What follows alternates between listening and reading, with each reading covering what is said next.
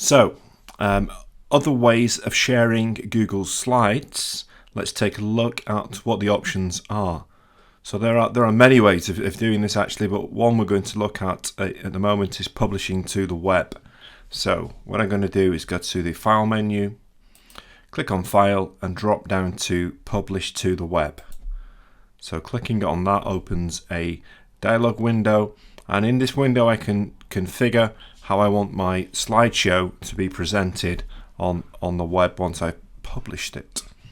So again, click on that drop down there and you'll just see that that's a Start Publishing. So I can click on either Publish or Start Publishing. I'm going to click on Start Publishing. I'm going to say yes, Google Drive, that's what I want to do. Publish the document. And that gives me a URL. So I'm going to double click, right click and copy. So I'm just going to copy that URL. You'll see there's some other sharing options there. If you wanted to share it to Facebook on social media, you could do. We're not doing that at the moment. We're just going to take that URL, copy it and close that dialog window down. So I'm going to open up a new tab in Google, click in the search bar or the Omni bar, and I'm going to right click and paste the URL.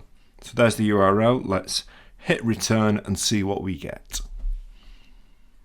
Okay, what we get is the actual presentation.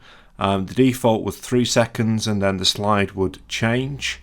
So the slide should auto play, but if you hover the presentation, you'll see that down in the bottom left I have a small options panel, so I can advance the slide and go through that slide presentation if I wanted to, and I can click on the 3 dots there which opens up an additional menu, and there's some options there for you to look at. I'm not going to talk through all of them. I will just talk at one of them now. You see 2, let's say, or you can go into full screen if you wanted to see this in full screen, and you can open speaker notes. So if I open the speaker notes, let's just bring them into the presentation there.